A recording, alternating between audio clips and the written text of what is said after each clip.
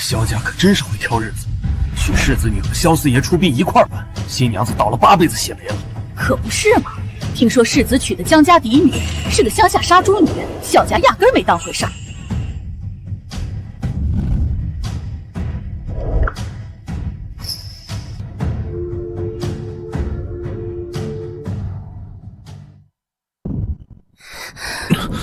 夜郎，渊儿，乖，叫夫君。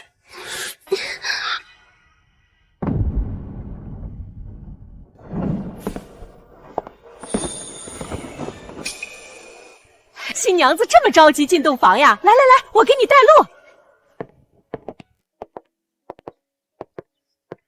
新郎官就在里面，快进去吧。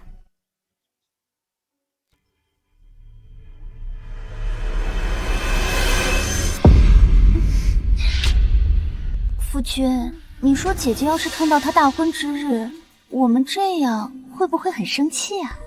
她一个杀猪女也配生气？等她嫁过来，我要她跪着给你端洗脚水，把她赶回乡下，再风风光光的把你娶进门。我是江令芷，江家嫡女，从小被扔在乡下自生自灭，还好隐居的师傅收我为徒，把我抱大。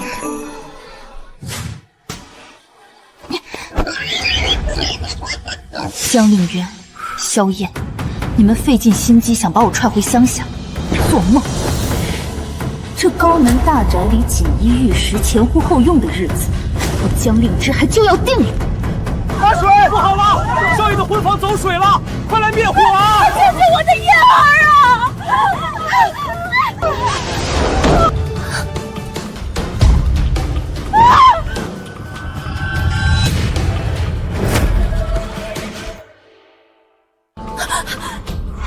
外头还在办丧呢，江家二小姐这就迫不及待地爬上姐夫的床，这真是太羞人了。就是，真是不知廉耻。散了散了，这么可怕，今日之事谁都不许说出去。是，不对啊，被引过来的不应该是江令芷吗？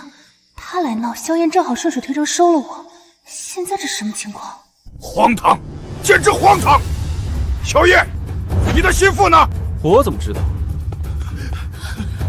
不好了，江大小姐她在灵堂抱着四爷的牌位，说她是四爷的妻子。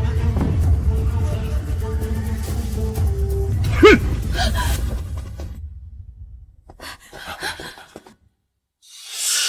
好你个杀猪妹！今天是你和燕儿大喜的日子，你在这披麻戴孝咒谁呢？谁说我要嫁给萧燕了？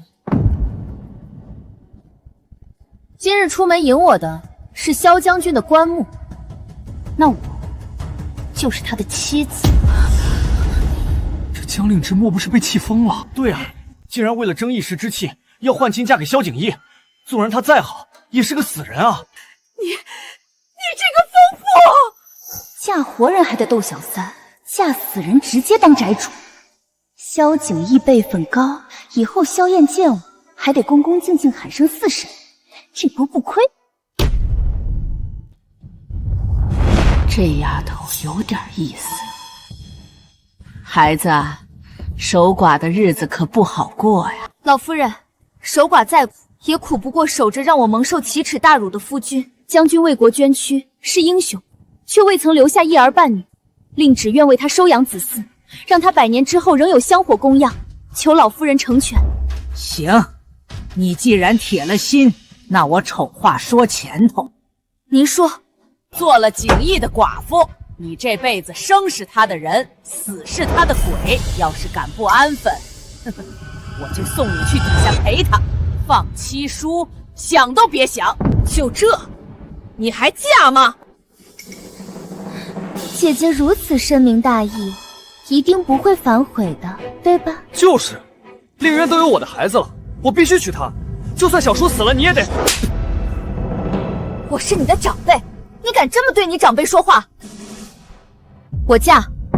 从今往后，我生是四爷的人，死是四爷的鬼，主要是能当你们长辈，气死你们。好，这门婚事老身做主，换。都听好了，从今天起，江令芷就是我国公府尊贵的四夫人。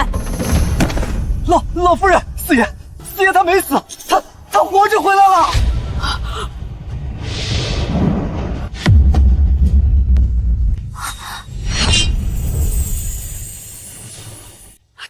怎么回事？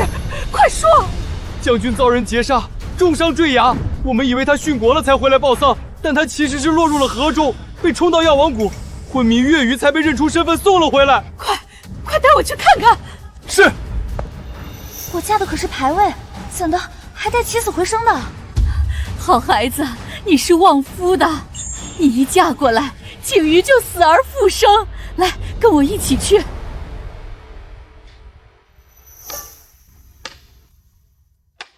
这就是我那位已故的夫君。好家伙，便是这般昏迷不醒，眉眼间犹自带3分肃杀气，仿佛在说凡俗莫近。这模样，死了着实可惜啊。我儿怎么还躺着？快起来走2步啊！药王谷已将他全身断骨接回，只是将军头部受创，淤血未清，这才昏迷不醒啊。穆神医，您可得救救他呀！药王谷能试的法子都试过了，没起色，这才送回来，也是指望着国公府门路广，能再寻名医给将军瞧瞧。得，药王谷都摇头，这相当于在阎王殿预定席位了。景逸他还有多少时日？若3个月内醒不过来，那就……意思是，我儿要是醒不来，就真的没了。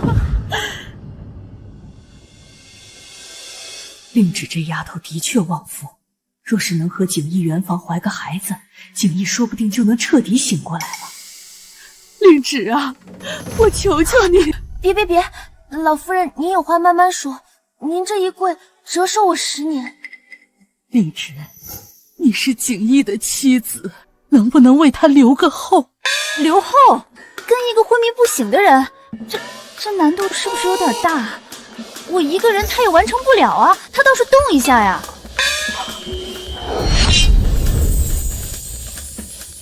让我去跟一个昏迷不醒的人圆床，这操作是不是有点过了？令芷，你若是愿意，我明日便进宫去向皇上求旨，封你为一品诰命夫人。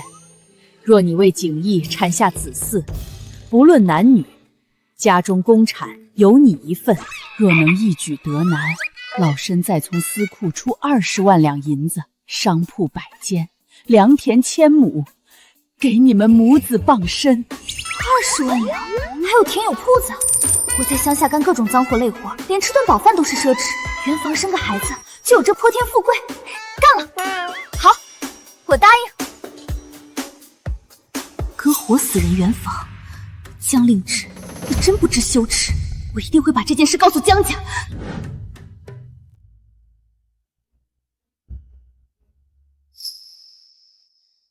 别慌，这萧景逸虽然看着是凶了些，但等下不还是要乖乖躺在这里被我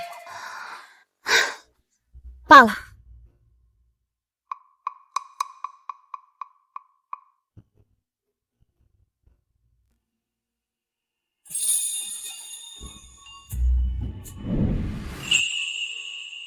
长得可真俊，可惜了是个睡美人。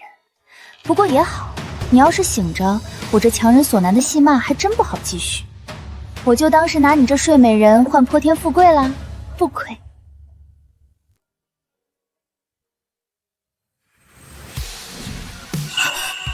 将军，你醒了。我没见过坠崖了，如今应该是伤得太重，才会浑身动弹不得，只能听着。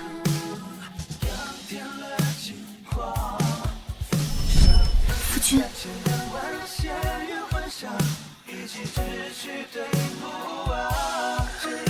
四夫人，热水已经备好了。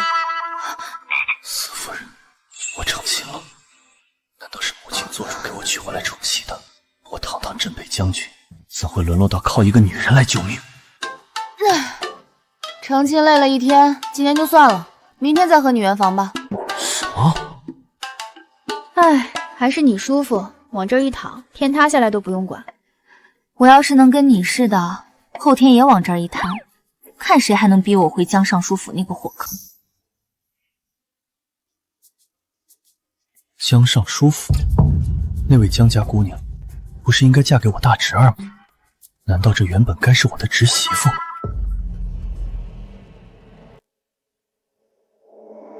大嫂，您瞧我这记性，如今我都是4房的人了，我的嫁妆还赖在您大房里，多不合适。我这就让他们认祖归宗，搬回自个儿家去，省得给您添乱不是？什么？你要来搬嫁妆？嫁妆是江夫人给令渊准备的，不过是暂放这儿，跟你有1文钱的关系吗？哦，大嫂的意思是不给了？我就不给，你能怎样？来人，请四夫人出去。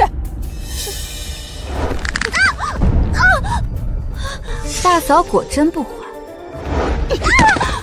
我可不知道等下被我扭断手的人会是谁。你给他，快去拿！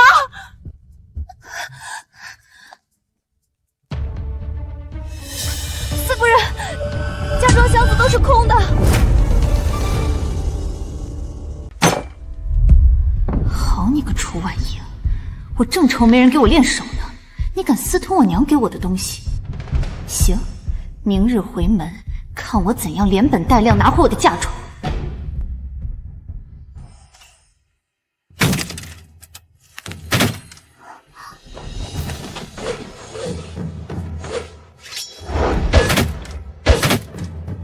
四夫人，您这是在干什么呀？给他编个躺椅，竹子轻便凉快，以后方便拖他出来晒阳光。您连这都会，这算什么？我在乡下时还会杀猪呢。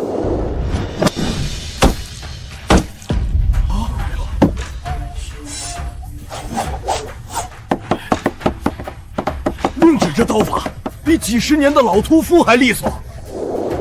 母亲为何要让我娶这杀猪的村姑？我堂堂镇北将军，就算娶也该是名门贵女，怎么摊上个杀猪的？她肯定是贪图我国公府的银子，不然谁愿意伺候个昏迷不醒的病人？四夫人，这些都是萧老夫人赏给您的，尤其是这玉佩，明日您回门戴上，肯定贵气过人。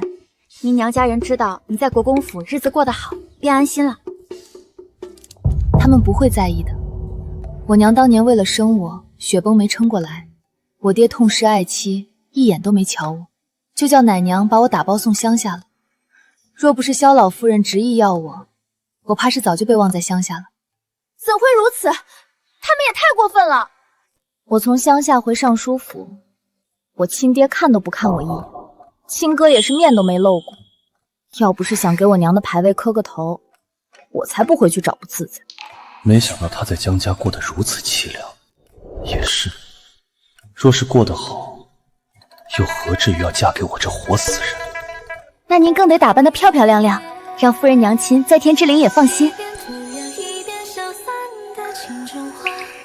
一边回忆一边遗忘的旧年华，怎么进梦里的一句话，偏偏是不要哭啊。一边陪伴一边离散的指尖上，你的沉默变成我的沙哑，你留下最后的一句话，字字是我的。将军啊，我现在可就只剩你一个亲人了。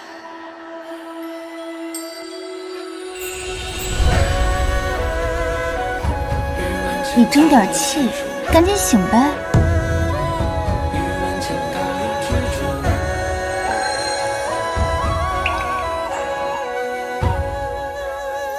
他哭了，怎么回事？听到他哭，心里怎么如此难受？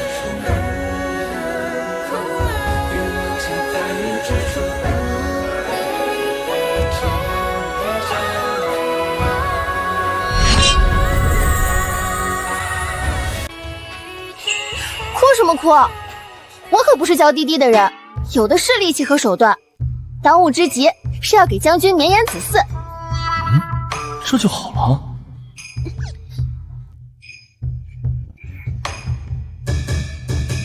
等等，现在还是白天呢。雪莹，哎，备水，要大桶的。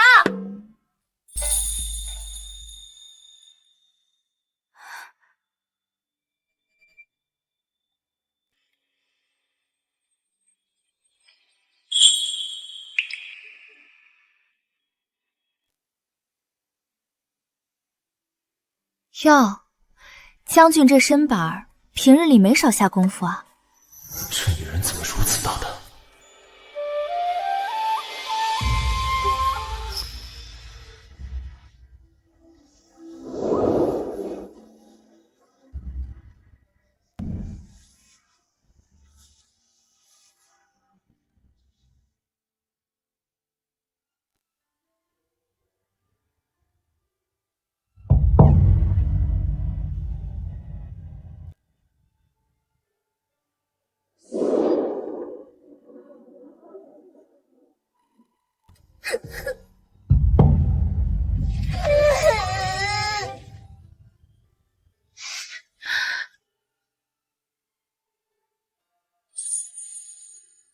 娘，女儿回来看您了。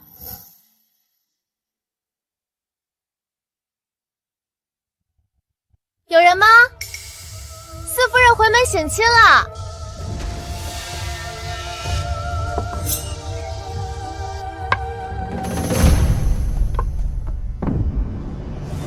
江令旨，你给我跪下！你可知罪？江令旨，你给我跪下！你可知罪？我何罪之有？令旨，你娘拼了命生下你，要是知道她拿命换来的女儿，为了攀高枝，不但灵堂换亲，还连昏迷不醒的活死人都主动爬上去，怕是要从棺材里气得再死一回。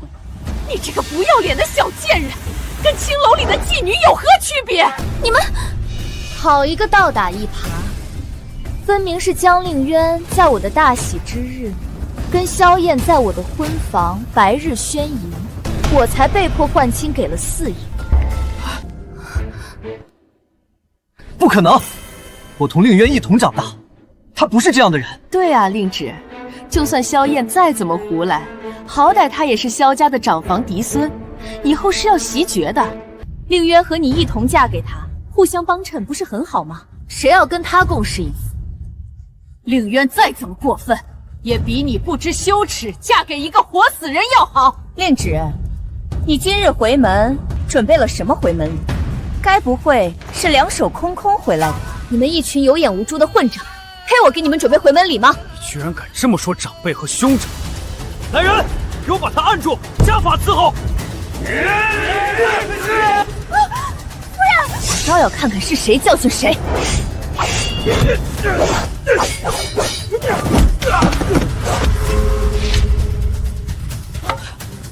把我的嫁妆还给我！还想吓唬我们？一个没见识的乡下女，别以为拿把刀就能唬住我！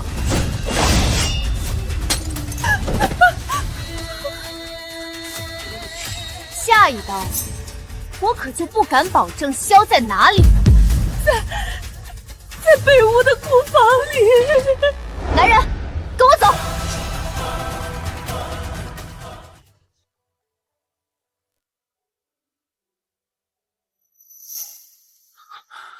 来人，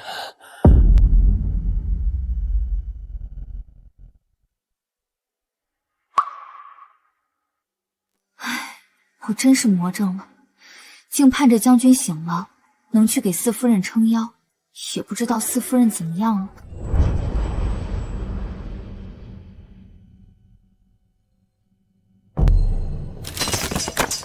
夫人，是御赐的七星连环锁。哎呀，真是不巧，这库房钥匙我们交给了管家，他正好回乡探亲去了，什么时候回来可说不定。令旨，你还是先回去，等他回来你再来拿吧。这算什么难事？砍了不就好了？江令旨，你疯了！毁坏圣上御赐之物，可是要杀九族的。理想死可不要拖上我们。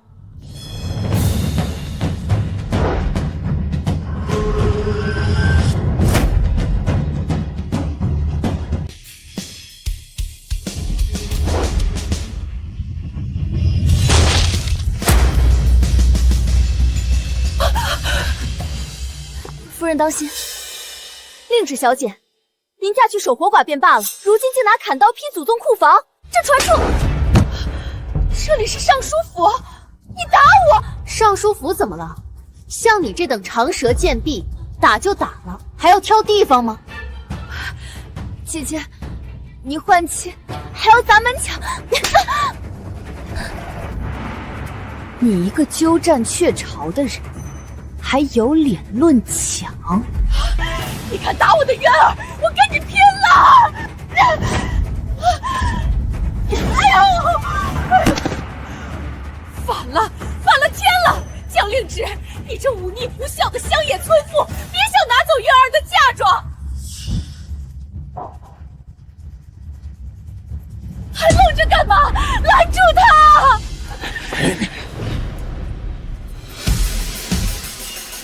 不想死就尽管拦着。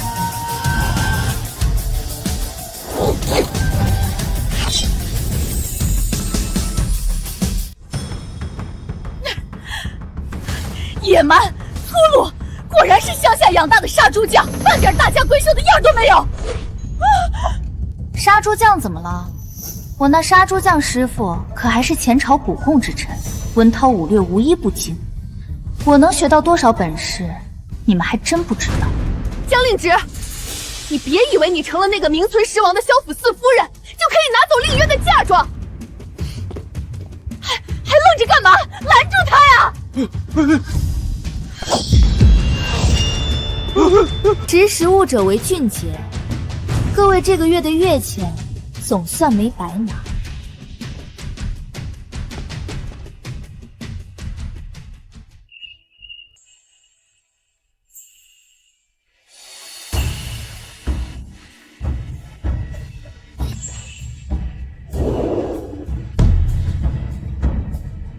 将军，您终于醒了。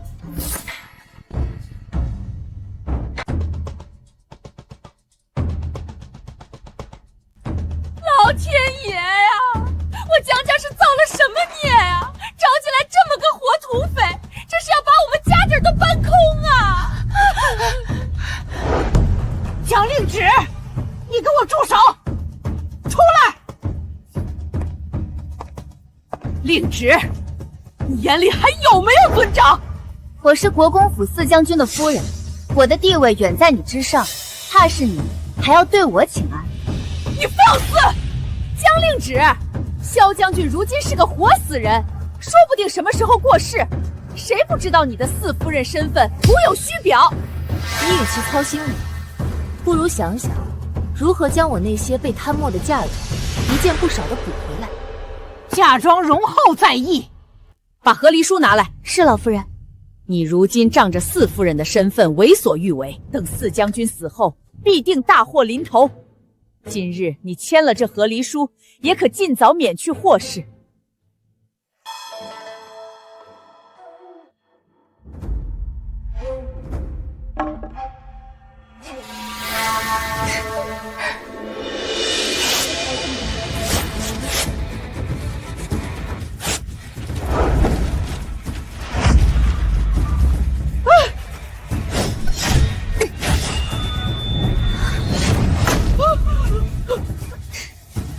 我是侯府四夫人，你们算什么东西？敢要挟我和离？快去请你父亲回来，就说家里要翻天了。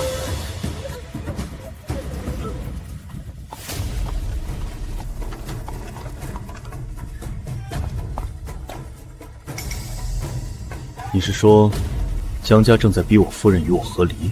是将军，不过四夫人把和离书撕了，还扔了江家主母一脸。原以为乡野长大的杀猪户会畏惧权势宗亲，未曾想竟是这般心理。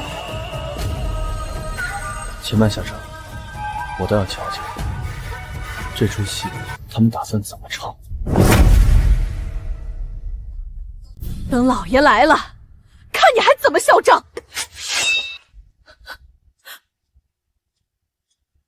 江夫人，你继续说。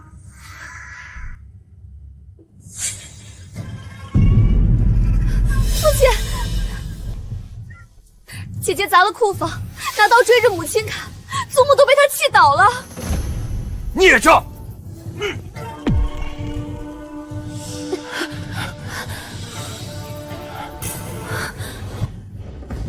家门不幸，我江家世已传家，怎会生出你这等喊打喊杀的匪类？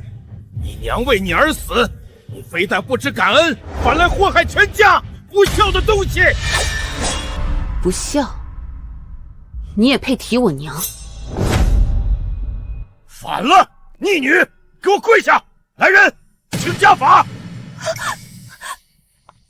姐姐，都是我的错，是我不该出现在这个家里，惹得你不开心。只求你别怪父亲。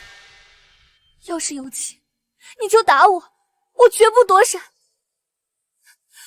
只要你能消气，我怎么样都行。哦，这可是你说的。大家都听到了啊，是他主动要求的。我这人没别的优点，就是别人求到头上，从不让人失望。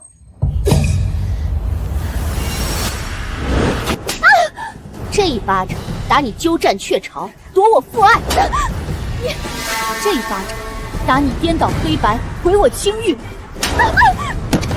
这一巴掌打你心肠歹毒，还想吞我娘留给我的嫁妆。反了！这个孽障，当着我的面打人！来人！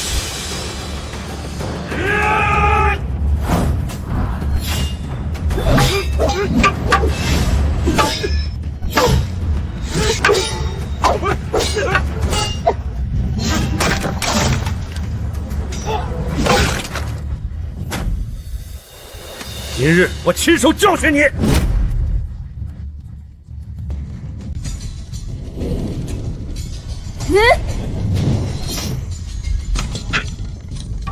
你这个逆女，竟然忤逆你的父亲！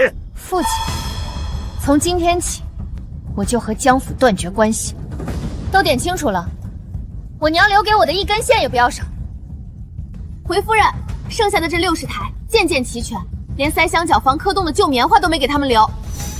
好，回府。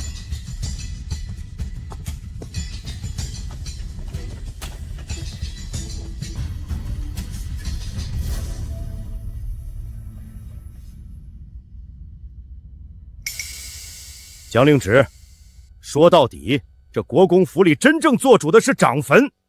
你守着无法给你撑腰的夫君，这四夫人的名分不过是空中楼阁。赶紧走，无知孽障！你以为抱回这些死物就赢了？我倒要看看，你这无根之木、没有夫君可仰仗的人，在萧家能撑几日？姐姐这般守着萧将军，虽说辛苦了些，但这份情谊着实令人动容。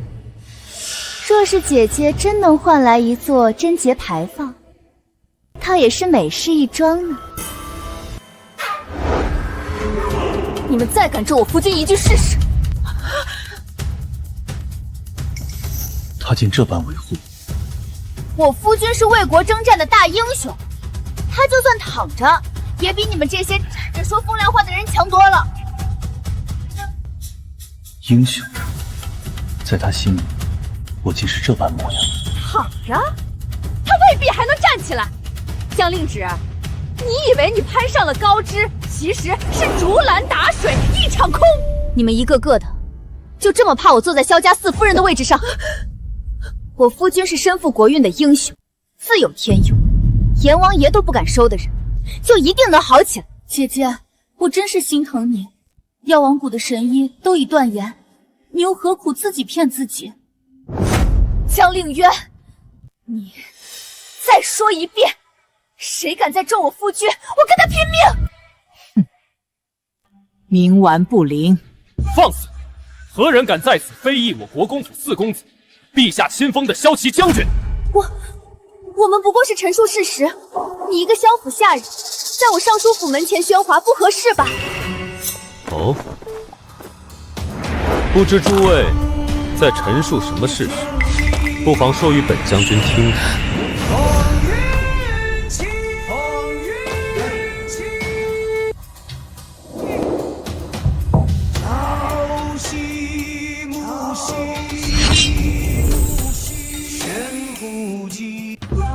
哦，不知诸位在陈述什么事实，不妨说与本将军听听。其实不必害怕发症，还没得到的时候，你想必早已出现。不是说他醒不过来吗？怎么会活生生站在这儿？完了完了，他醒了！我没经过他的同意就把他给睡了，他不会是来讨债休妻的吧？这脸我可丢不起啊！夫君，你醒了？啥事儿咱都回家关起门来慢慢说，现在原地晕倒还来得及吗？夫人日日为我编糖语，推我晒日头，这般殷勤的盼我醒，我若再不醒，岂不辜了夫人一片美意？夫人，将军刚醒，一听您回江家探亲，立马强撑着就来给您撑场子了。探亲？我这是把娘家抄家了好吗？真是来撑腰的，不是来找我算账的。将军您刚醒，身子骨还软着呢，哪能这么折腾？快回去躺着，我这就完事了。眼眶怎么红了？谁欺负你了？他们哪配让我难过？主要是看见你醒了，喜极而泣。我夫人大度，不屑计较，但我萧景业向来小气，睚眦必报。萧将军，您这话说的就见外了呀！我们和姐姐就是一家人，闹着玩呢。江尚书，若非今日亲至，我竟不知我明媒正娶陛下钦点的夫人，在自家门口被一群人围着打。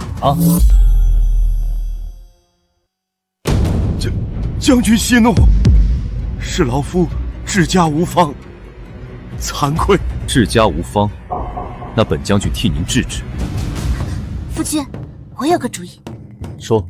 听闻城外静心庵环境清幽，最是涤荡心肠，不如请母亲和妹妹去那儿常住，好好反省反省，也算是成全他们刚才自愿领罚的诚意吗？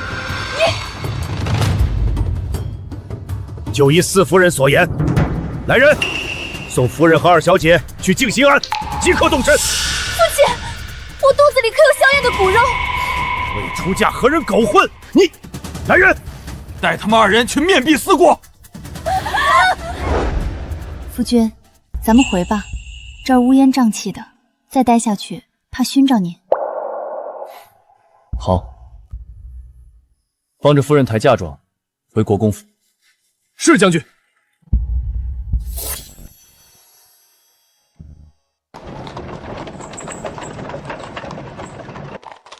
在我面前，不必强撑。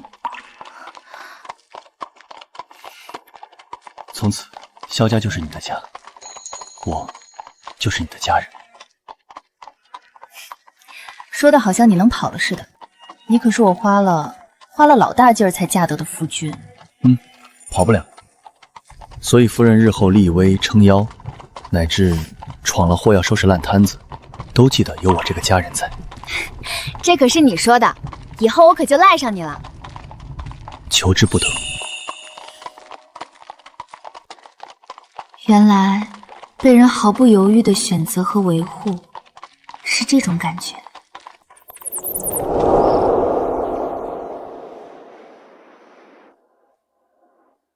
四夫人安好，我们渊姨娘说她那儿偶然寻得仙夫人的纸草香囊，想着物归原主，也好求个心安理得。好，我知道了。江令渊刚作为姨娘嫁入府，这就开始作了。夫人，怕是鸿门宴。怕什么？正好闲得慌，就去看看他葫芦里卖的是什么药。江令直，你将我和母亲赶出尚书府，害我怀了双生子，也只能做妾。今日我定要你连本带利还回来。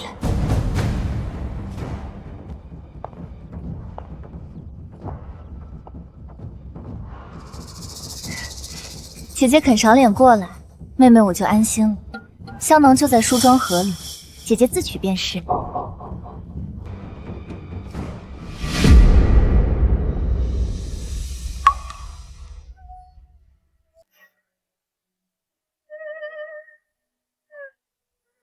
谢了，姐姐，你慢走。江令直，过了今日，我看你还能不能笑得出来。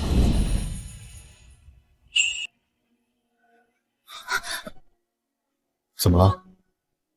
眼眶怎么又红红的？是哪个不长眼的又惹着我的夫人了？没谁，廊下的风太大，迷眼了。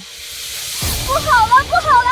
袁姨娘突然腹痛难忍，怕是动了胎气，快来人啊！我的肚子好痛，双生子，我的双生子是不是保不住了？祖母，母亲救我！凌渊别怕，母亲在。到底怎么回事？刚刚不是还好好的？这屋里是什么香？快把香炉灭了，打开窗户通气。我感觉好多了，肯定是有人在香炉里动了手脚，放了麝香，想害死我的双生孩啊！回老夫人，奴婢瞥见四夫人方才靠近过香炉，绝无可能，令旨断不会如此。可方才确实只有四夫人来过。是啊，我来取了个香囊，顺便欣赏了下这屋里的摆设。品味挺独特。姐姐，我知道你怨我沾了燕哥哥，可孩子是无辜的，你怎么能下此毒手？好你个毒妇！住口！事情未查清前，还轮不到你们妄下定论。母亲，既涉及子嗣，此事非同小可，不如请宫中擅长此报的太医来查验，看是否有麝香，也好还阿芷一个清白。不必请太医啦，多麻烦呀！看他做贼心虚了，谋害嫡系子嗣，其罪当诛。姐姐只是被妒忌冲昏了头脑，还请祖母从轻发落。我的意思是，这香炉里肯定有麝香嘛，这么明显的事儿，哪用得着劳烦太医大驾呀？姐姐，难道真是你？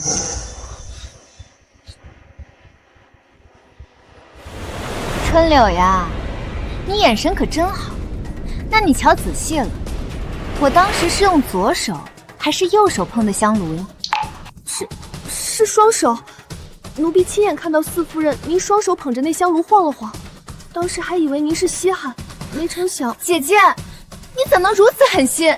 妹妹这么信春柳的话呀？春柳自小一直跟着我，从不说谎，她叫是就是。好，江令媛，这话可是你说的，待会儿可别后悔哦。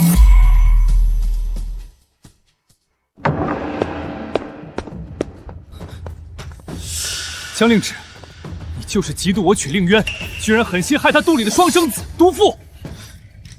夫君莫急，等着看好戏。萧燕，你是不是对自己有什么误解？你什么意思？瞧见我夫君没？战功赫赫，英明神武。你再瞧瞧你自己，我放着这样的宝贝夫君不要，为你吃醋？你没照过镜子呀？你休要胡搅蛮缠！现在人证物证俱在。人证物证，好呀，你四婶这就给你看个更直观的。令旨小心！快看，他亲手碰了，他这是认罪了。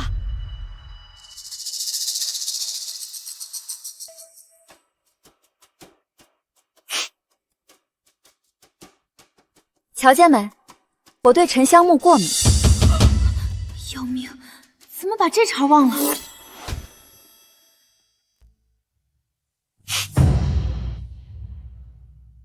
瞧见没？我对沉香木过敏。要是我真去开盖放药，再盖上，折腾这么一大通，这手早变成红猪蹄了。要命！怎么把这茬忘了？那你怎么一口咬定里面有麝香？江令渊自己说的呀。现在还都不提前做功课，蠢的我都同情。上不了台面的东西，竟敢拿自己的骨肉当筹码，做这等龌龊勾当！诸位是觉得我卧病太久，提不动刀了，才敢这般欺辱我的夫人？四叔，误会，这绝对是天大的误会。行了，令旨是苦主，又是令渊名正言顺的四婶，这事儿交给他处置最妥当。谢母亲做主。一个乡下杀猪的，能有多大见识？顶爹骂两句出气也就罢了。是他，定是这贱婢受人指使放了麝香。又见四夫人进来，就顺水推舟栽赃。姐姐，我是被他蒙骗了。没有啊，姨娘，明明是你让奴婢被主求荣的东西还敢攀咬！是令渊御下不严，轻信了贱婢，才闹出这般误会，惊扰了大家。好一招汽车保帅，精彩！要不是我恰好对沉香木过敏，这口黑锅还不得背得死死的。就算不过敏，本姑娘也有的是法子让自己过敏，跟我玩这套。不是的，不是这样的。江令渊，你心术不正，陷害长辈，搅得家宅不宁，按家规该逐出府邸。不可，万万不可！令瑶还怀着我的骨肉啊！四婶求您高抬贵手。哦，那依你看，该如何处置？也罢，看在孩子的份上，死罪可免，活罪难逃。即日起禁足院里，无令不得出，每日抄心经100遍，好好静静脑子，等生完孩子再行发落。令渊，令渊你怎么了？快叫府医！我乏了，老大媳妇儿，扶我回去。可是母亲，这令芷丫头有分寸。江令芷，你把令渊吓晕了，我孩儿若有事，我跟你没完！晕了，小问题。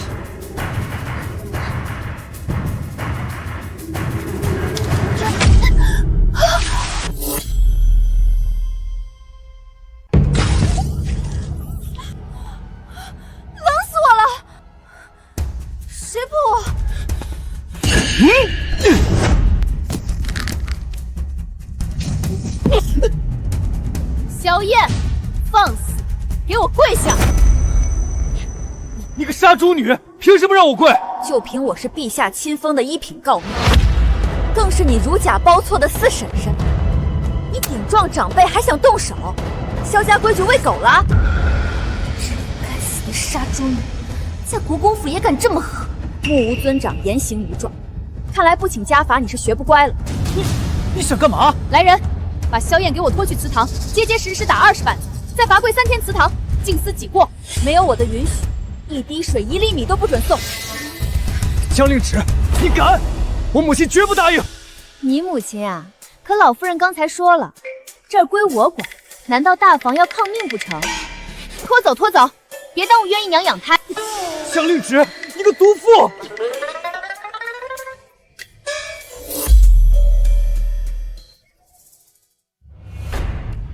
春柳，看好你家姨娘，乖乖抄经禁足。要是再搞出什么幺蛾子，后果自负。是，奴婢一定看好姨娘。痒吗？回去让穆神医看看手。没事儿，我去库房找点药膏就好。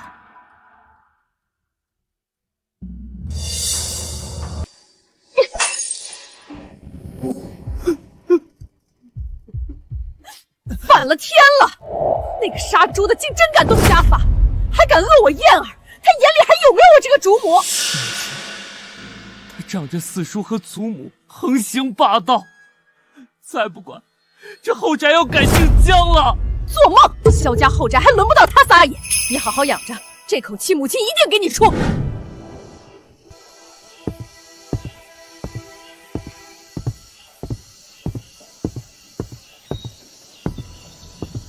四弟妹好大的威风，才得了老夫人几分疼爱，就迫不及待摆起诰命夫人的谱了。燕儿再不对也是萧家嫡长孙，轮得着你动家法？竟还敢罚跪祠堂？你可记得如今后宅是谁在当家？四弟妹好大的威风，才得了老夫人几分疼爱，就迫不及待摆起诰命夫人的谱了。燕儿再不对也是萧家嫡长孙，轮得着你动家法？竟还敢罚跪祠堂？你可记得如今后宅是谁在当家？哎呦，大嫂，您这可真是冤枉死我了！我不过是替您分忧，教了侄儿些规矩。今日他当众要对四姨动手，这要是传出去，别人还以为咱们萧家的规矩是纸糊的呢。难不成在咱们大房这儿，侄子打婶婶也算是家传手艺？你少拿鸡毛当令箭！掌家权在我手上，后宅之事还轮不到你指手画脚。掌家权当然要紧，但更要紧的是长得明白，对吧？毕竟这掌家权，瑞王妃赠的千年人参竟被换成了商炉根，大嫂这狸猫换太子的手艺可可真是绝了。没什么呀，就是提醒大嫂，不管谁掌家，这账目啊、库藏啊，总得对祖母、对萧家上下都交代得清清楚楚。您说是也不是？你胡说八道什么？你再胡说，我撕了你的嘴！你再胡说，我撕了你的嘴！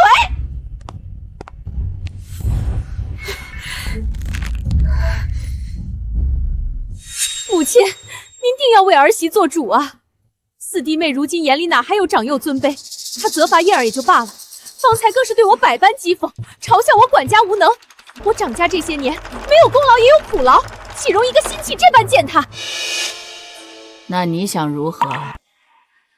儿媳只是觉得四弟妹行事太过张狂跋扈，理应加以约束，免得日后坏了萧家规矩，惹人笑话。约束？他处置萧燕是我亲口语。至于管家之事，若你当真做得滴水不漏，又何惧旁人几句闲言？不如先回去好好自省，看看是否曾给人留下过什么画笔。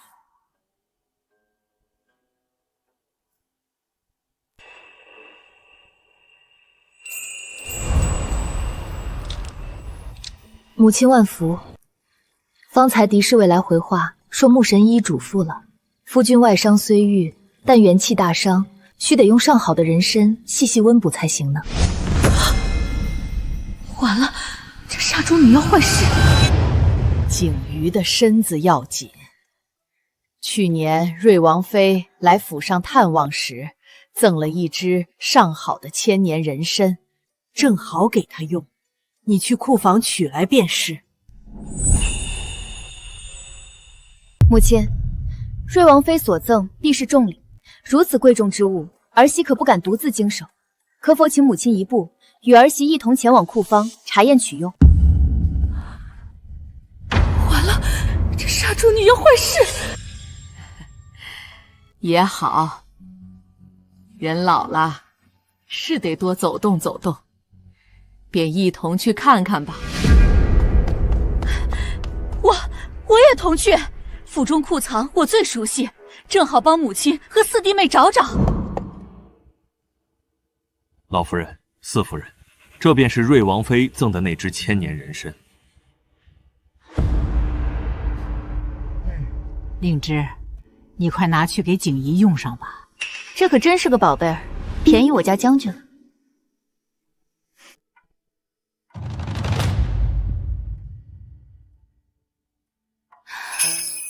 我就知道这个土包子看不出什么，幸好老夫人也未发现。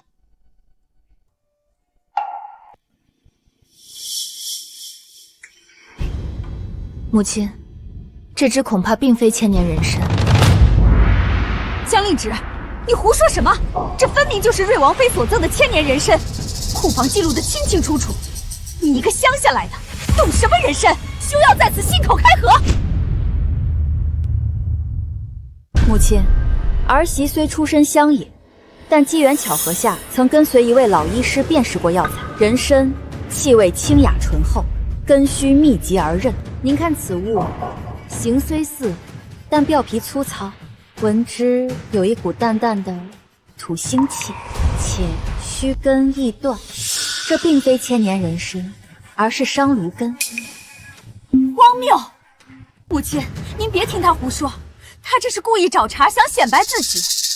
瑞王妃送的，怎么可能有假？瑞王妃送的人参自然是真的，就怕他道行不够，从盒子里溜走，让商炉根给替了去。这要是吃下去，补不了身子，反倒通了气，那可就好笑了。你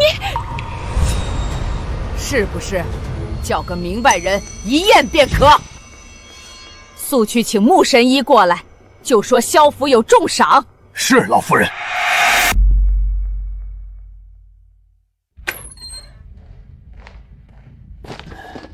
老夫人急召老朽，所谓何事？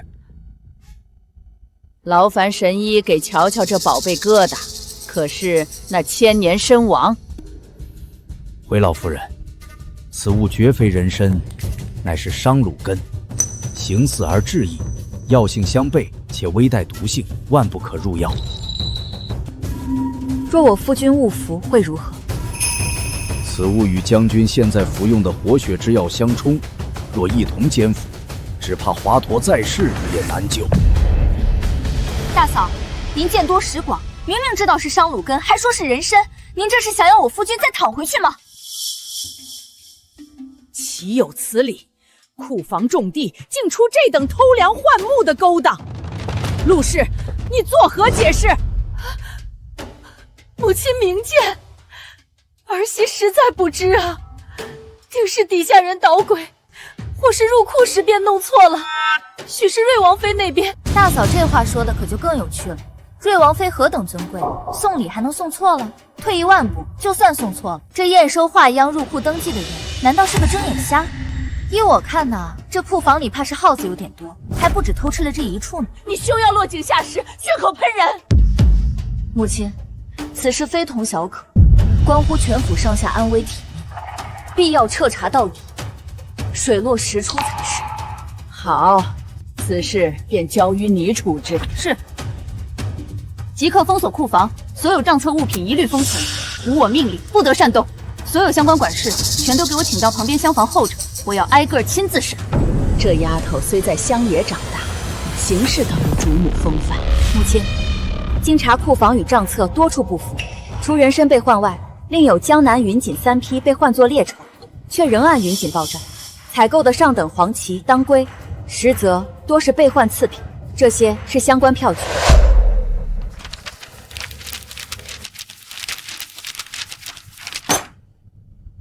陆氏，这便是你管的家。母亲明鉴，儿媳实在是被底下人蒙蔽，只是一时失察呀。祖母，母亲管家这些年没有功劳也有苦劳，定是奸猾小人作祟，求祖母再给母亲一次机会。失察，一次两次便罢了，次次如此，这是贪墨，是贮空萧家。陆氏，你教我如何再放心将中费交于你？母亲息怒，保重身子要紧。既然大嫂需暂避封侯，这管家之权，不若请您重新执掌，以正家风。江令旨，你说的轻巧，祖母年事已高，你竟还想让他老人家劳心劳力，到底是何居心？你四婶也是为府中着想，母亲，您的确不宜再过度操劳。既然令旨已是四乡主母，此番查账亦显其细心能干，不如就让他暂代掌家，您从旁指点，也好历练一番。母亲，您意下如何？让他掌家？一个乡下出身的，懂什么管家？他懂各府人情往来，懂调度仆役、核验账目。四叔，您替他查账，就为推他上位？宠妻虽好，可这不是把萧家往火坑里推吗？萧燕，账的确是我亲自查的。你大字识得几个？有什么本事亲自查账？我再不济也强过某些人，不服便比试比试。比试？比什么？难道比杀猪吗？好主意。不过今天先不比那个，就比珠算，你敢吗？我自幼名师教导珠算，还能输给他一个杀猪的？有何不敢？只怕你输得太难看，下不来台。祖母，请您做个见证。这两本账册相同，以一炷香为限，谁先准确无误，算出亏空，指明错漏，便为胜。开始。这种小账也值得考我？装模作样，怕是连账目都看不明白。果然不识字，你这莫不是在赏画？算珠都不拨一颗，难道指望用眼睛瞪出数目来？祖母，这两处错了。啊！这两处批了，我竟全然未察。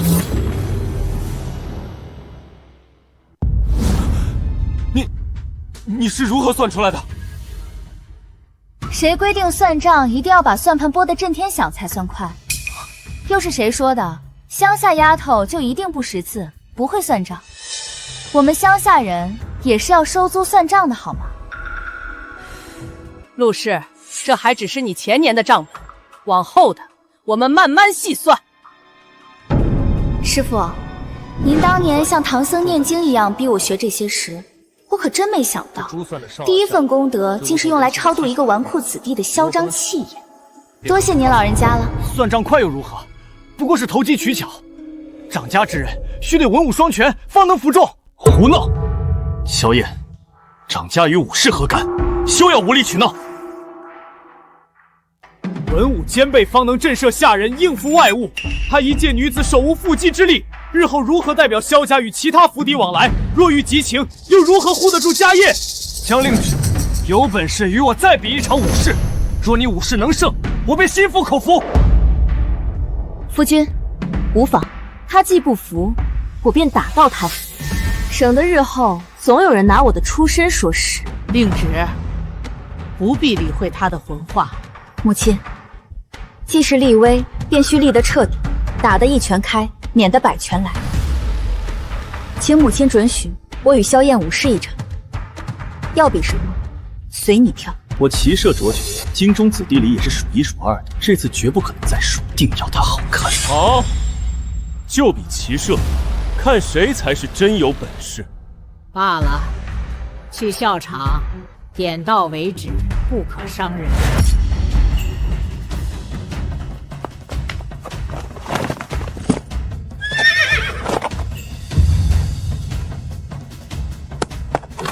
江令旨，现在认输还来得及，省得一会儿坠马难堪，哭鼻子可就不好看了。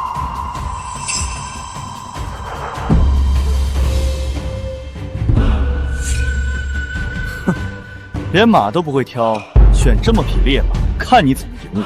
今日我定要好好出这口恶气。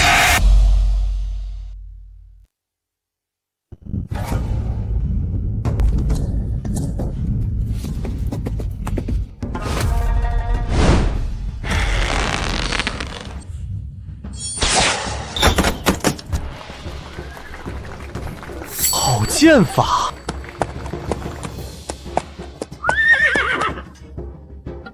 今天肯定是输了，哎呀，还是不要比了，再比下去，四夫人就要丢人现眼了。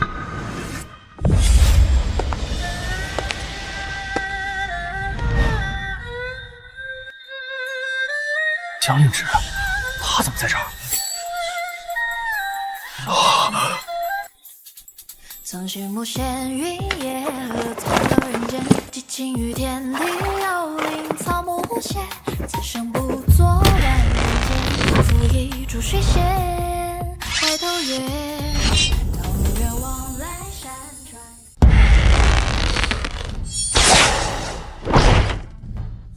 居然蒙中了，不行，这一局我绝不能输。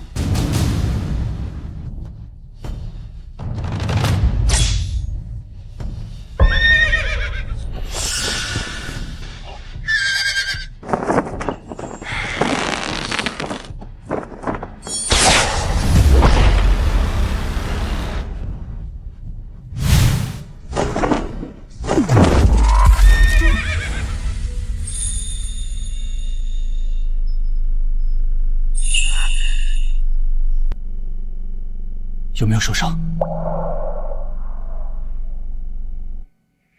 无妨。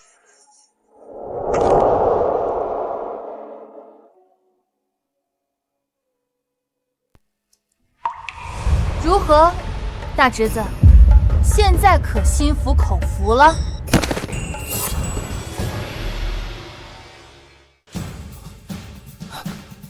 萧燕，你敢出手伤人？文士不精，尚可勤勉；武士不济，犹可苦练。然而你心术不正，败局已定之时，竟行暗算、偷袭之卑劣行径，罔顾伦常，危及长辈性命。现于你两条路：一，前往北疆军中，从最低等的马前卒做起，不立军功，永不回疆。祖母，北疆苦寒，战事不断，那是要命的地方啊！那就留在京都，任职武骑卫，负责城门巡守，在京城父老乡亲的众目睽睽之下，好好历练你的心性，学学什么叫规矩。边关那是九死一生之地，若去，这国公府的富贵荣华只怕再与我无缘。可留在京都，让我堂堂国公府嫡长孙去做那看守城门的，这脸还要不要了？以后还怎么在京城圈子里混？速选！孙儿愿留京，任职武骑尉。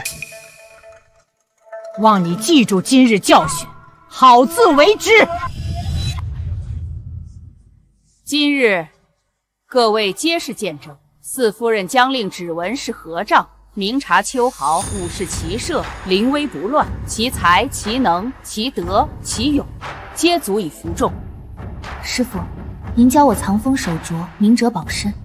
可这深宅之内，有时亮出刀锋，才是最好的保身之道。即日起，府中一切中馈事务，由四夫人将令旨全权执掌。即日起，府中一切中馈事务，由四夫人将令旨全权执掌。所有人员、账册、库房钥匙，即刻交接。若有怠慢违逆者，加规处置。是。至于陆氏，母亲，你执掌中馈多年，却账目混乱，亏空巨大，更是纵容包庇，险些置景逸于死地。念你多年苦劳，暂留你在府中，但所有查实亏空，必须用你的嫁妆私产悉数填补。若有短缺延迟，别怪我家法无情。母亲，那可是儿媳毕生积蓄，这是你挽回过失、将功折罪的最后机会。江令旨，你这杀猪贱婢，实在是碍事。林庶郡主乃京都头号刁蛮之主，将萧景逸视若性命。待老夫人寿宴之时，我且借他这把刀，我倒要看看你还能得意到几时。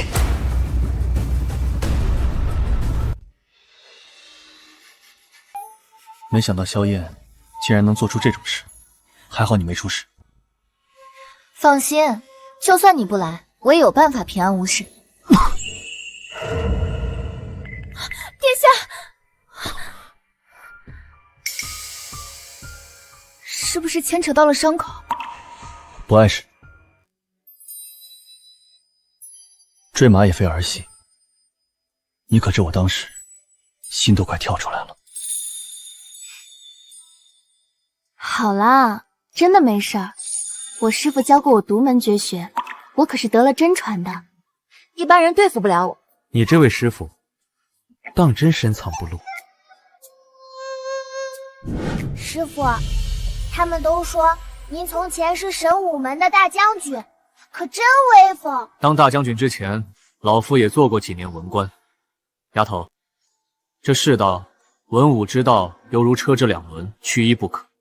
跟着我好好学，将来总能多条路走，不至于任人欺凌。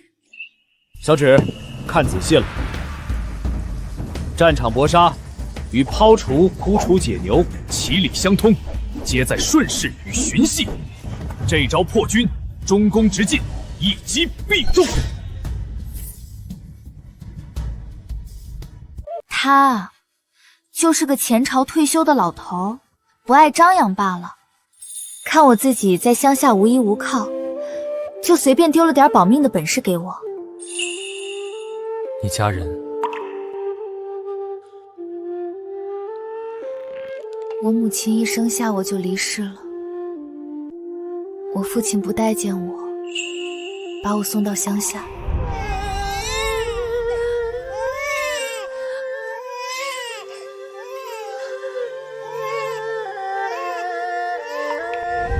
所以我才拼了命也想嫁进萧家过好日子。萧将军有没有后悔娶我这个乡下女？所以，娘子当时才趁我昏迷不醒时就占我便宜。说起来，夫君你这么厉害，怎么会在大军凯旋时被伤成这样？当日埋伏我的人，我已经有了些眉目。不过，看我在行啊！我帮你揪出那个内鬼如何？夫人这般的，那是自然。此事牵扯甚广，等有了确凿进展，我会第一个告诉夫人。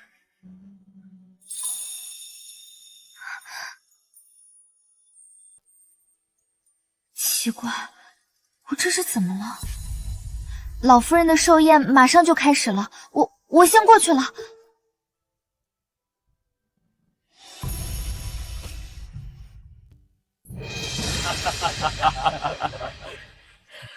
瑞王妃到，灵枢郡主到。郡主今天好美啊！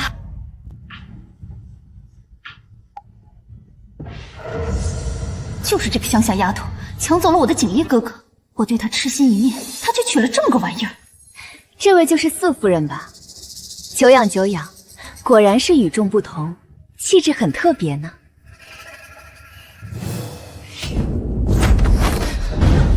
就这点伎俩，未免太过儿戏。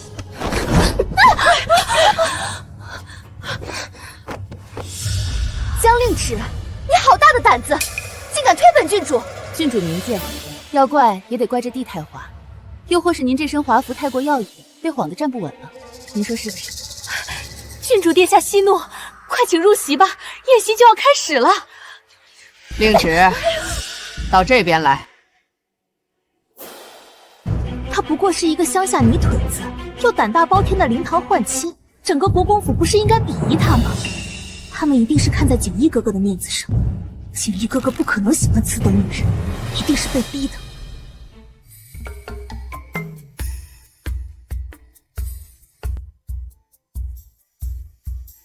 没事。无碍，郡主想给我下绊子，结果自己险些表演了个平地摔跤。锦衣哥哥从未用这种眼神看过我，他定是被这个妖女给迷惑了。不行，我一定要让锦衣哥哥看清楚他粗鄙不堪的真面目。咦，这虾如此之大，莫非是来自边陲水泽的稀奇玩意儿？四夫人来自乡野，见识广博，想必认得此物，知道怎么吃吧？郡主，此乃太湖白灼大虾，乃是宴席上的常客。看来郡主平日深居简出，对此等家常美味倒是疏远。令旨，既是你熟悉的，就由你来教教郡主怎么吃，也尽一尽我们萧家的礼数。去取洗手的水和毛巾来。此物鲜美，食之亦有讲究，需配以姜醋汁，方能去腥提鲜。虾线藏污，食前需剔除；虾头尖锐，亦需小心。若不懂其法，胡乱剥食，不仅容易扎手，汁水四溅，更易失了风度。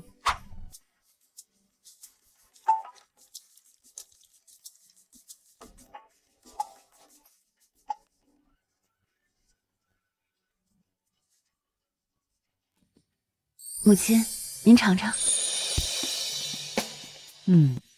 果然鲜甜，令旨倒是细致周到。好你个杀猪女，刀工好很得意吗？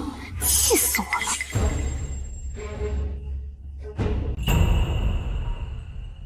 锦衣哥哥，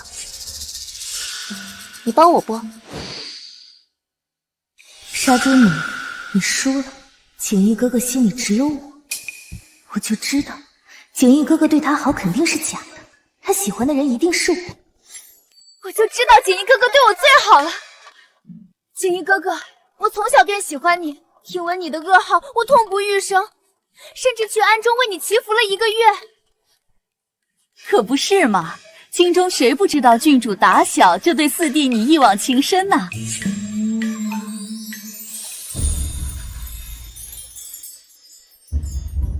郡主厚爱，萧某承受不起。我这一生有令旨一人足矣，并无他念。我给你的虾，你竟然剥好了给他，他一个杀猪女也配？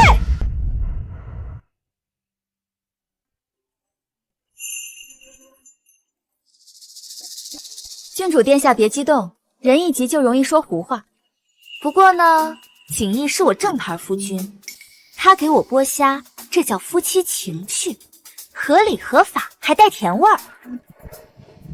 夫人所言极是，这虾，为夫剥得甚为欢喜。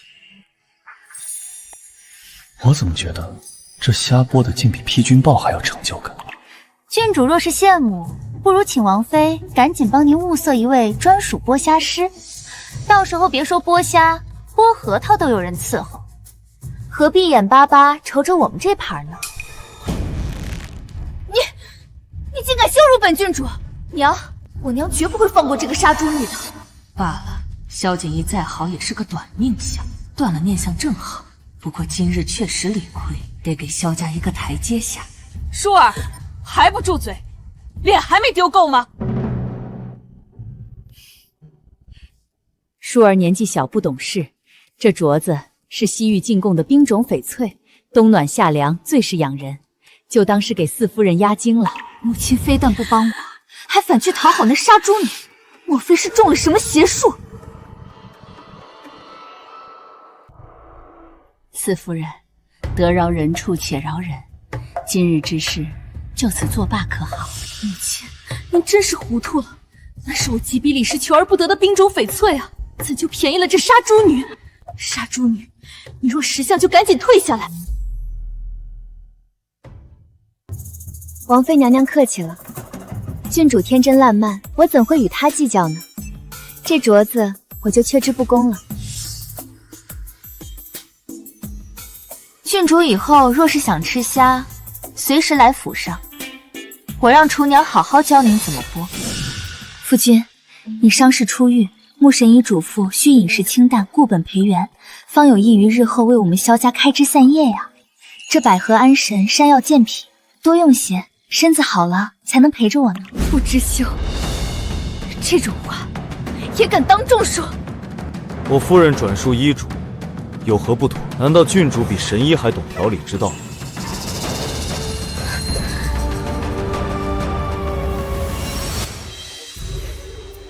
辛苦夫人。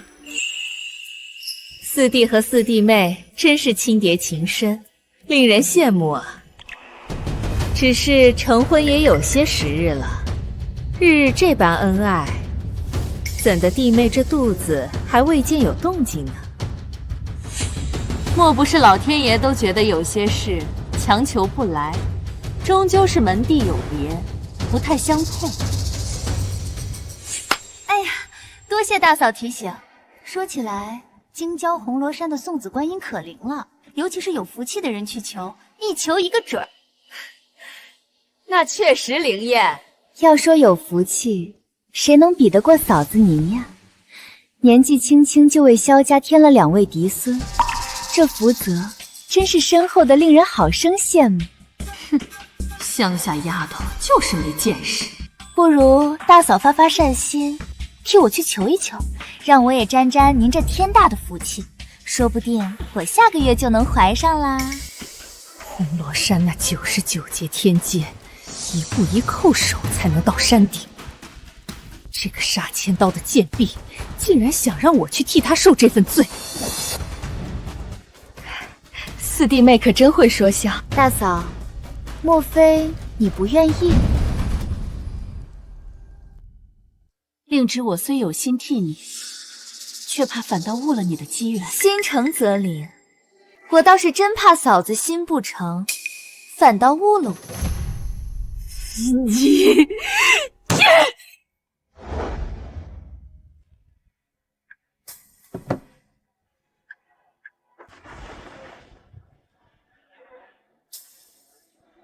阿芷，你对我好，是不是就为个孩子在萧家安身立命？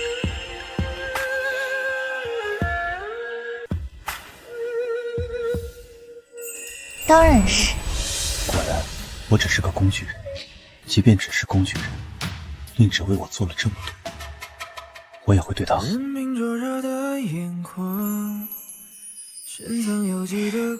一方面啦，最要紧的是，你得跟我一生一世一双人，总不能让萧家香火断在你这儿啊。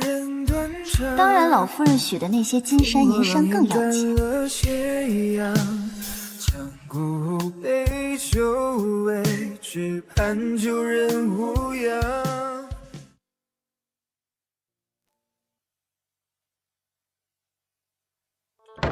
景逸哥哥，我来萧府看你了，快看我给你带了什么好东西！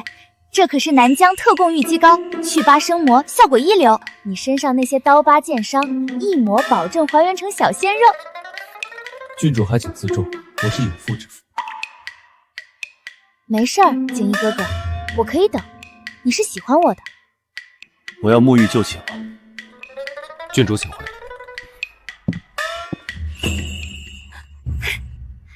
景逸哥哥，我就知道你舍不得我。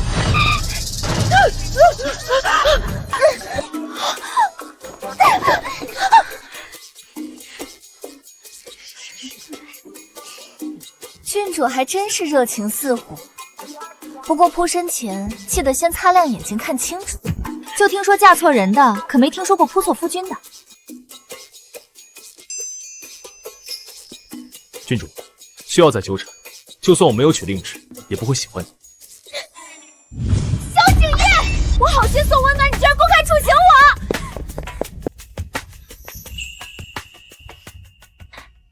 没想到将军的桃花运还真多呀。夫人，莫要打趣。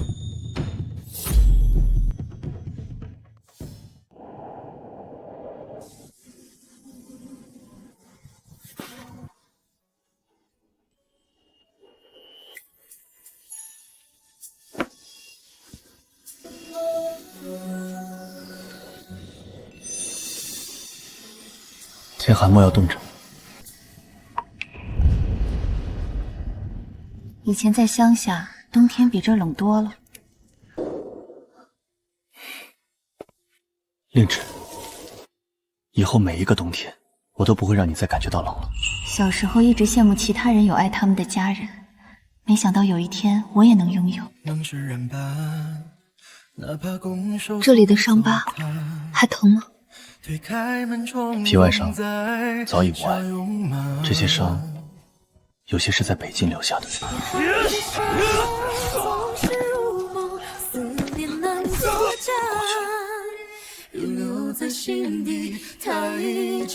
以后不许再受这些伤。有人在你凯旋时设伏，要你的命，这事在我这儿可过不去。令旨，此事牵连甚广，背后之人，我不管他牵连多广，背后是谁，敢动我将令旨的夫君，就是跟我过不去。你这身板，可是我用尽办法才从阎王爷手里抢回来的，谁再敢碰一下，我把他剁碎了喂猪。好，都听夫人的，有夫人护着，为夫甚安。知道就好，快告诉我背后之人。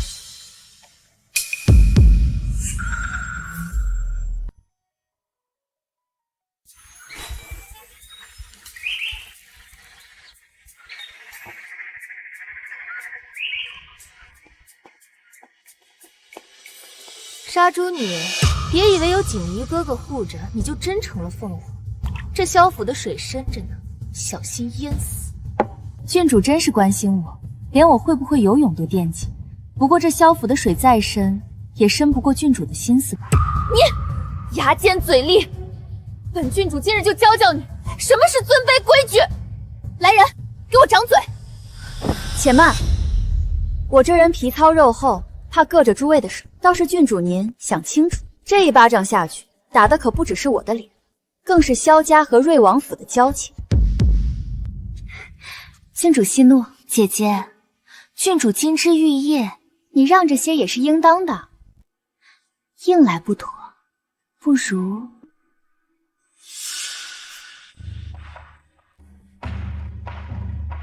江令之，既然你懂规矩，本郡主现在要烹茶，需用无根水。听闻乡野之人最是天使，就劳烦你接满这壶无根水吧。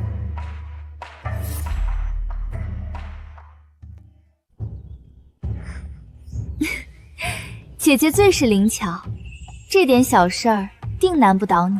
郡主有令，岂敢不从？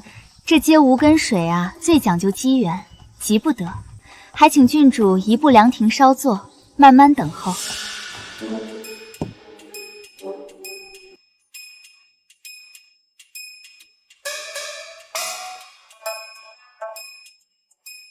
你竟敢坐着等？郡主莫非想让我对着天空念咒求雨？哎呀，早知道该跟庙里的道长学两手，现在临时抱佛脚也来不及了。要不，郡主您亲自示范个呼风唤雨的法术？郡主，您该不会就是想要让我晒太阳吧？想要我罚站直说嘛，何必麻烦老天爷呢？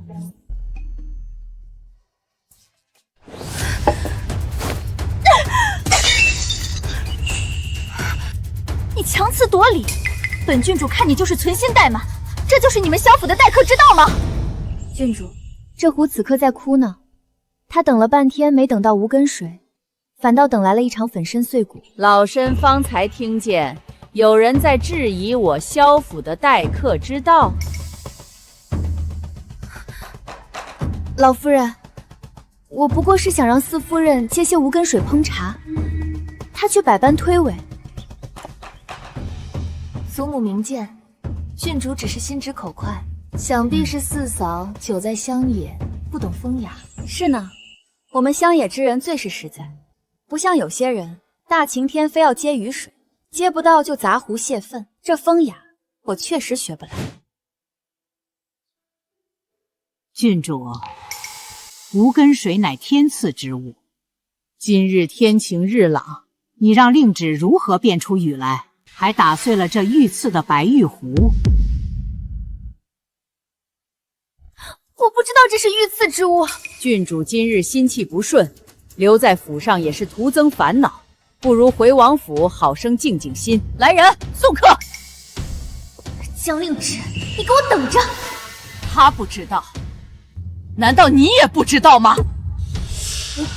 若非你悉心指点，郡主金枝玉叶又怎会想到如此别致的风雅之法？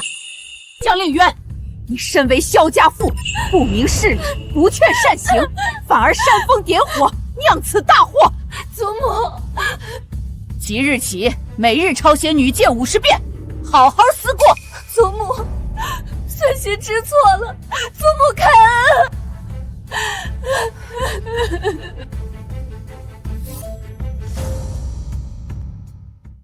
瑞王府这烧尾宴，帖子特意邀你同去，郡主怕是没安好心。他搭好了戏台，我不去，这戏岂不是白排了？正好瞧瞧他又学了什么新把式。夫人已有妙计，左不过是想让我出丑或受伤。听说瑞王府后院新来了只刚生崽的獒犬，凶得很。他若用这招，我便顺水推舟。不行。怎么？莫非夫君你舍不得？我舍不得你受伤，出生不长眼，太危险了，我必须在你身边。夫君放心，我不会让自己有事的。雪鹰也会接应，你呀就安心在席上吃好喝好，等着看我给你演一出好戏。好，若有万一摔碎它，马上会有人出来护你，你的安全最重要。夫君，你就安心去查你的事儿。既然你受伤之事查出与瑞王府有关，看谁才是瓮中之鳖。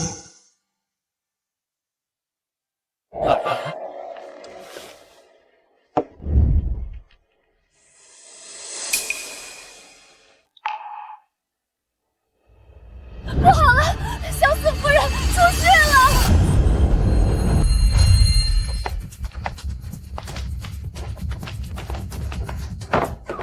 天啊，四夫人是不是被恶犬害了？死了！这个杀猪女终于死了！令旨醒醒！夫人，受累了。将军，我们的孩子没了，那可是我求着大嫂陪同去红罗山一步一叩首求来的孩子，没了。四夫人节哀，被刚生完狗崽的母狗咬伤，能捡回一命已是万幸。咬伤用不了多久也会毒发身亡，你还是好好休养吧。不，郡主误会了，那狗根本没咬到我，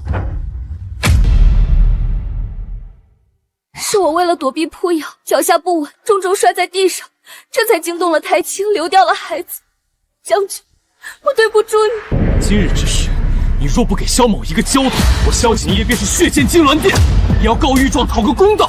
老身也要听听，是什么天大的理由，要害我萧家子嗣？我中计了。委屈夫人演了这一出。兵不厌诈嘛，这一下他总该消停了。将军、夫人，郡主已行刑完毕，听说腿都打瘸了，瑞王府还罚了他半年禁足。雪英，去把那几只小狗仔送回给那只母獒犬，好生养着。是。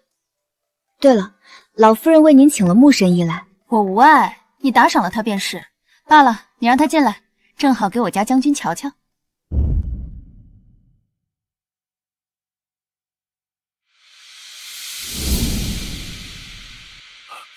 齐爷，神医，他怎么样？穆神医这是什么意思？难道我感觉良好，但实际不行了？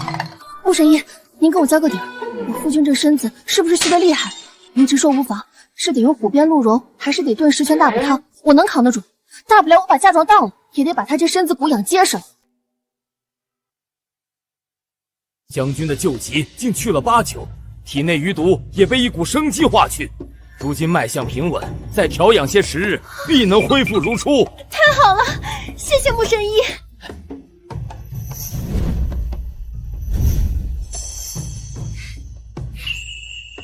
有劳神医保密，对外仍说我旧伤未愈，需静养。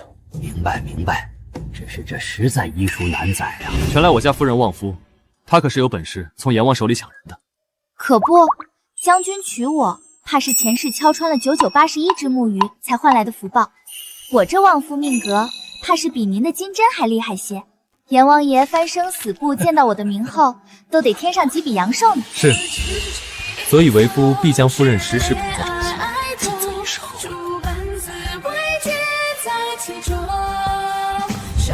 如此一来，我便可放心不举了。瑞王以为我病弱不堪，正是我们反击的良机。今日在瑞王府杂物间的暗格中所获，这火蜥印是北境军中专用的。还有这残存的饗银2字，大哥当年是否曾掌管北境粮饷调度？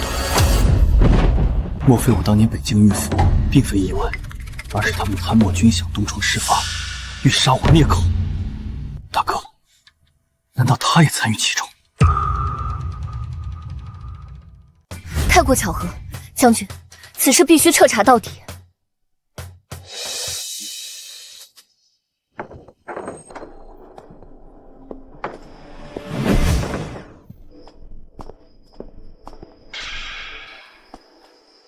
王爷，我四弟妹将令旨近日在清查府中旧账。废物，一点首尾都处理不干净。当初若不是你办事不力，留下把柄，我们又何必在萧景义凯旋时设局截杀他？这样的人，萧景义命大，那样都没死成。不过没关系，一次不成，还有第2次。祭天大典在即，那是我们动手的最佳时机。你回去后，务必想办法盯紧萧景怡夫妇，若有异动，立刻来报。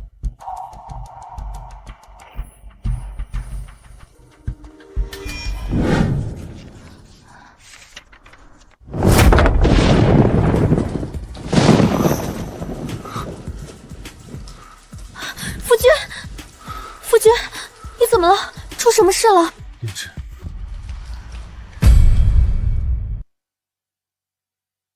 我亲耳听到了。听到什么？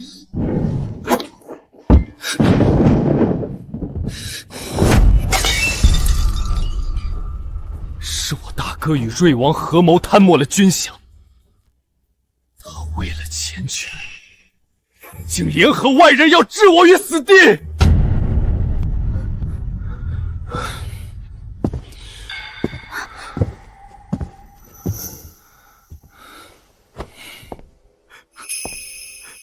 为什么从小到大，我敬他重他。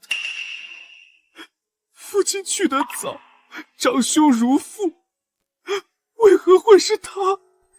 夫君，不是你做错了什么，是他们的贪欲蒙蔽了良心，为这样的人伤心，不值得。他们方才还在密谋，欲在祭天大典上再次对我下手。祭天大典，好机会！他们想动手，我们正好将计就计。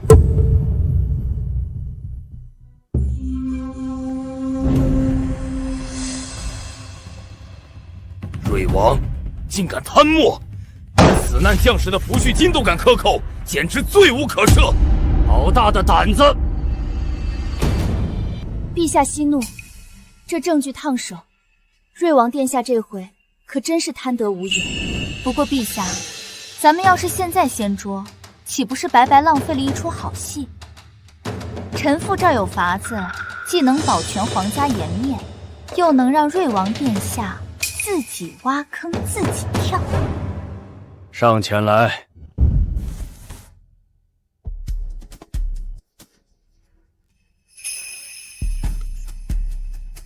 准，就依你所奏，朕倒要看看他能狠心到什么程度。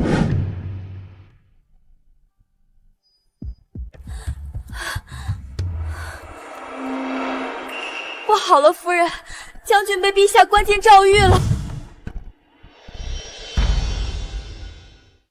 陛下定是请他去诏狱喝茶了。别急，你家将军皮实着呢，说不定正跟狱卒切磋棋艺呢。雪鹰，咱们也去凑个热闹。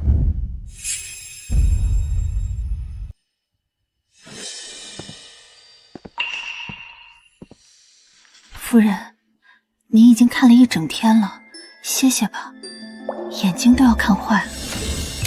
不行，我得趁将军在狱中他们松懈的时候，赶紧把账本查出来。好你个陆氏，我说你贪了那么多银子，怎么就没再见你吃胖过？原来是权位给瑞王府了，这下可让我逮着了。夫人，找到了。何止找到了，这数额大的，够瑞王吃下一整个军队了。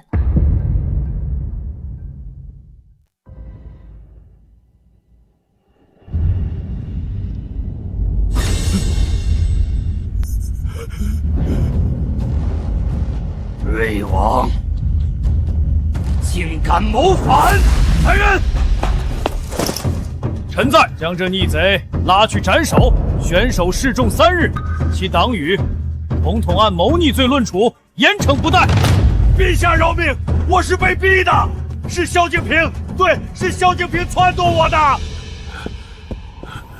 萧敬平，你勾结亲王，贪墨军饷，构陷钦定，这帮凶当的可真称耻。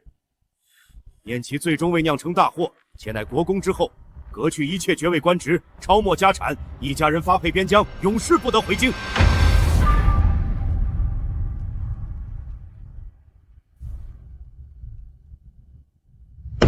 萧爱卿忠勇无双，忍辱负重，晋封为超一品镇国公。领旨，谢陛下隆恩。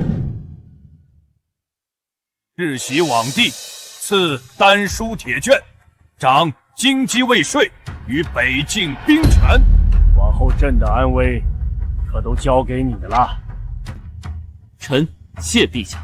陛下圣明，恭喜萧将军沉冤得雪。还有朕的奸细官萧夫人，这出戏盯得漂亮，智勇双全，护驾有功，乃女中豪杰。靠封超一品镇国公夫人，赐凤冠霞帔，赏黄金1万两，锦缎1000匹，京郊黄庄2座。往后宫里有什么热闹，还得借你的慧眼一用。臣妇谢陛下隆恩，只要管饭，随叫随到。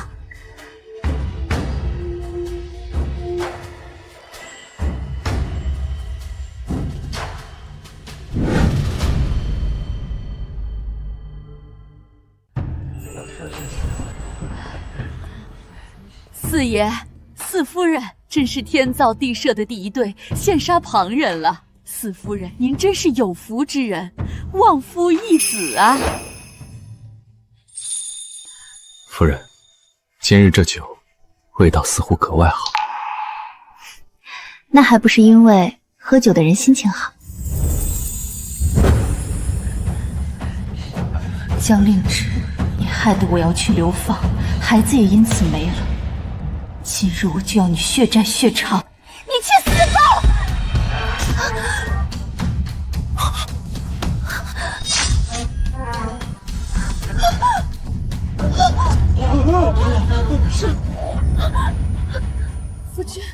夫君，你怎么样？你别吓我，我们才刚刚开始，还有好多日子要过。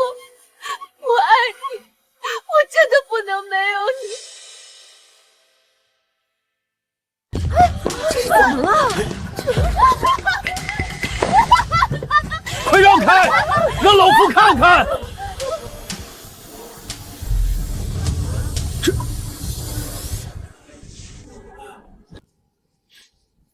将军，您这怀里揣的是什么？夫人的情话真好听，为夫还想多听几句，要不我再晕一会儿。萧景逸，你吓死我了，竟敢骗我！我没骗人，我排了半个时辰队才买到的玫瑰酥，本想饭后给夫人一个惊喜，就这么被她毁了。我是真心疼晕过去的。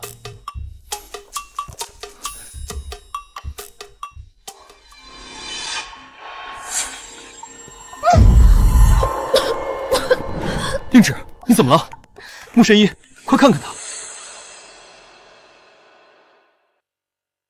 恭喜四爷，贺喜四夫人。四夫人这不是病了，是有喜了。一脉相看已近2月，真是双喜临门，天大的喜事啊！恭喜四爷，贺喜四夫人。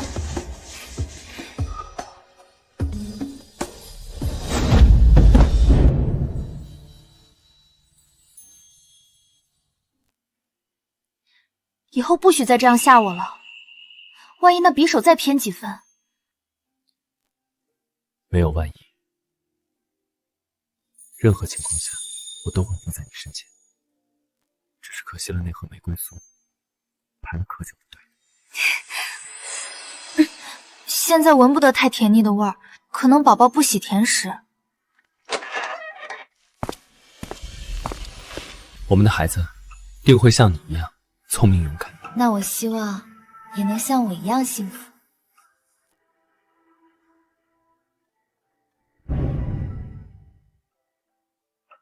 要说这镇国公夫人，乃天赐的大福星，十分了不得，有一身杀猪的好本事。哎，您别笑，这杀猪啊，讲究的是快、准、狠。正是这般历练，才养出了夫人临危不乱、洞察先机的慧眼和胆魄。自她嫁入国公府，那是望醒夫君，识破阴谋，保护圣驾，铲除奸逆。最近更是用一盒玫瑰酥救了大将军一命。夫人，如今你杀猪妹的名号可是京城最旺夫的象征了，就连那说书先生都知道，哪怕我是给夫人买点心，都能救自己的命。那夫君可要好好珍惜我这颗福星才是。下次买点心记得买2盒，1盒防身，1盒吃。好，一切都听夫人的。